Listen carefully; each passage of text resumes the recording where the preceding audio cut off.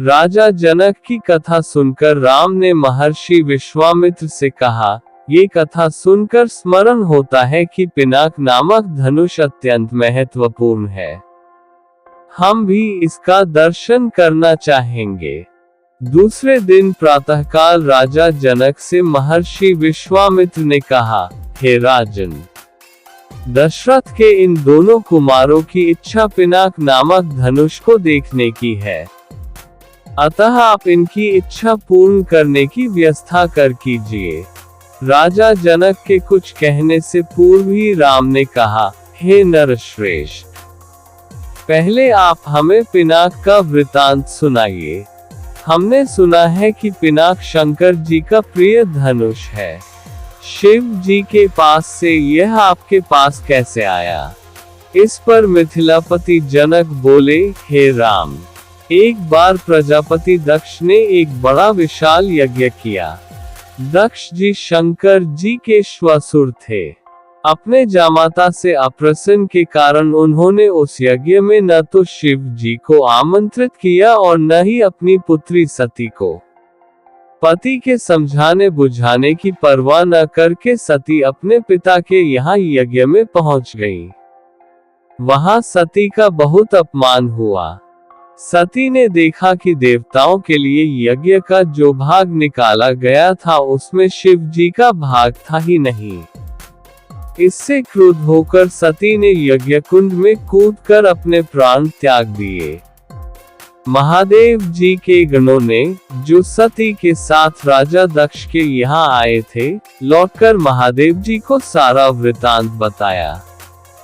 सती की मृत्यु की सूचना पाकर महादेव जी बड़े क्रुद्ध हुए। उन्होंने राजा दक्ष की यज्ञ भूमि में जाकर उस यज्ञ को नष्ट कर डाला।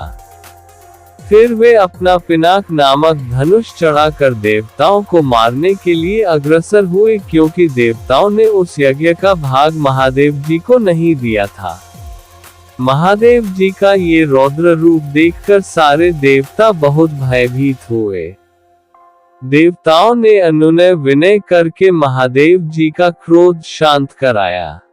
क्रोध शांत होने पर महादेव जी ने पिनाक को देवताओं को दे दिया और कैलाश पर्वत पर लौट गए। देवताओं ने उस धनुष को हमारे पूर्व पुरुष देवरात को दे दिया। तभी से वह धनुष हमारे यहाँ रखा है।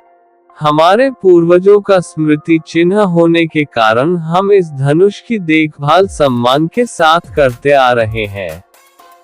इसी बीच एक बार हमारे राज्य में अनावृष्टि के कारण सूखा पड़ गया, जिससे प्रजाजनों को भयंकर कष्ट का सामना करना पड़ा।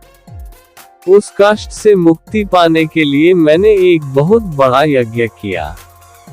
पुरोहितों के आदेशानुसार मैंने अपने हाथों से खेतों में हल चलाया। हल से भूमि खोदते खोदते भगवान की इच्छा से मुझे एक परम रूपवती कन्या प्राप्त हुई।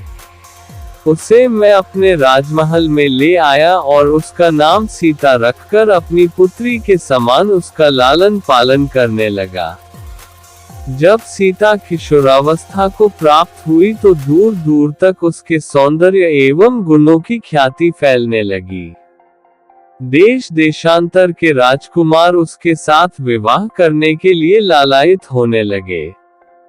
मैं अद्भुत पराक्रमी योद्धा के साथ ही सीता का विवाह करना चाहता था, अतः मैंने ये प्रतिज्ञा कर ली कि शिव जी के धनुष पिनाक पर प्रत्यंचा चढ़ा देने वाला वीर राजकुमार ही सीता का पति होगा।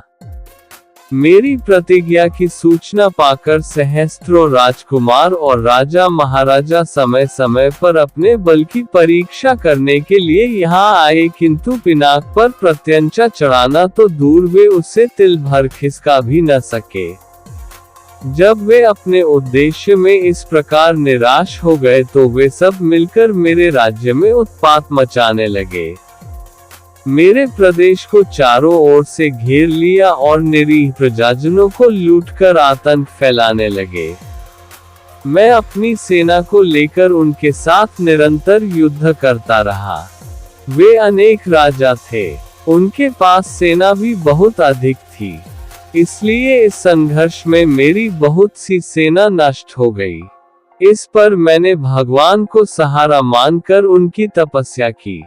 मेरी तपस्या से प्रसन्न होकर भगवान ने मुझे देवताओं की चतुरंगिनी सेना प्रदान की। उस सेना ने आत्ताई राजाओं के साथ भयंकर युद्ध किया और सभी उपद्रवी राजकुमारों को भगाया। उनके भाग जाने के बाद मैंने सोचा कि एक विशाल यज्ञ करके इस अवसर पर ही अपनी प्रतिज्ञा पूरी करूं और सीता का विवाह कर निश्चिंत हो जाऊं। इसीलिए मैंने इस महान यज्ञ का आयोजन किया है। अब जो कोई भी महादेव जी के इस धनुष की प्रत्यंचा चढ़ा देगा, उसी वीर पुरुष के साथ मैं अपनी अनुपम गुणवती पुत्री सीता का विवाह करके निश्चिंत हो जाऊंगा।